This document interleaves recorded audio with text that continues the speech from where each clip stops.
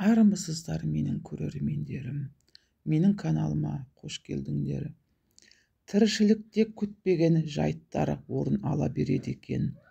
Ілгерілікте бір мекемеде жұмыс істеп, кейін Қасқар Таудың себебімен такси жүргізушісі болып кеткен Мереке атты інім көкейде жүрген сырын ақтарды. Таксист болсаң, танымайтын адамың неке саяқ екен. Өйткені қайнап жатқан қара базарға келмейтін жан сирек. Мұнда жүргесін үлкеннің де, кішінің де, бай мен кедейдің де, басшының да, қосшының да мұқтажына жарай бересің. Көлігі бар қызметтегі адамдардың өзі ақшасын төлеп, шаруасын сеніп тапсырып кете береді, дейді ол. Мырзабек деген есімді інімнің үй ішімен жақынындай араласып кеткенмін. Өзі де, келіншегі Гүлсім де қызметте, мектеп жасындағы балалары сырқат қарт әкесі бары. 2005 жылдың 31 желтоқсан күні түс ауа майдалап басталған жаңбыр түнімен жауды да, соңы қарға ұласып, таңертең мұз болып қата қалды. Артынша аяз басталды.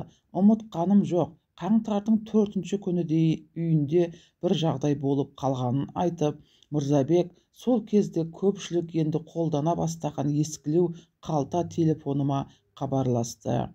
Бір жағы кәсібім, әрі сенімді клиентім болған соң кідірмей тез жеттім. Жүрек талмасы жиі ұстайтын әкесі кеше түстен кейін қайтыс болып, оның қамымен абыр-сабыр болып жатыр екен. Үйге кіріп, көңіл айтып, жылдам сыртқа шықтым. Менің міндетім белгілі базардан азық-түлік керек-жарақ жеткізу. Гүлсім келінді көлігіме отырғызып, базарға келіп, арнайы арбекеш алып, қажетті заттарды түгендеп боламын дегенше 2 сағаттай уақыт өтті. Көліктің жүк салғышын толтырып болған Гүлсім: «Аға, осыны бір жеткізіп түсіріп келіңіз, дәл осы жерге тағы жинап қояйын, алып кетерсіз», деді. Біршама жылдамдықпен жүріп отырып үйге жетіп заттарды түсіріп жатсам, жаңа ғана базардан қалған Гүлсім келін қолында ожауы қазан ошақ жақтан үйге қарай бара жатыр екен.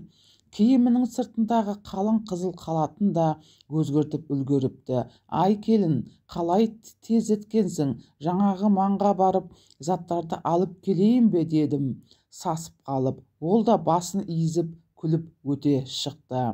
Сәл таң қалдым да базарға қайта келсем, жаңағы үйде жүрген Гүлсім әдепкі қызыл халатты үстінде манағы заттар қойылған тұста тұр екен.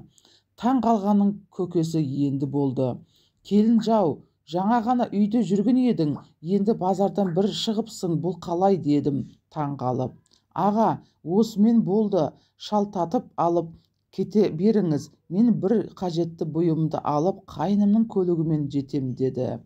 Жүзіне күлкі үйіріліп, көп ұзамай үйге жетсем, о тауба, Гүлсім келін қазан ошақтың басында жүр.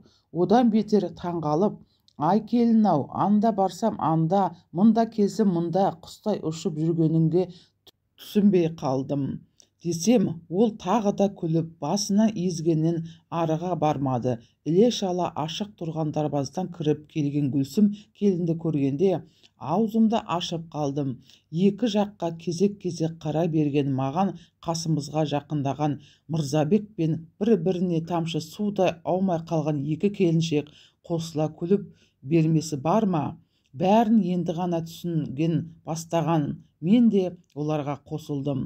Сөйтсем үйде жүрген келіншек Гүлсім келіннен жағдайды ести сала, ақтөбеден таңертең келіп жеткен егіздің сыңары екен.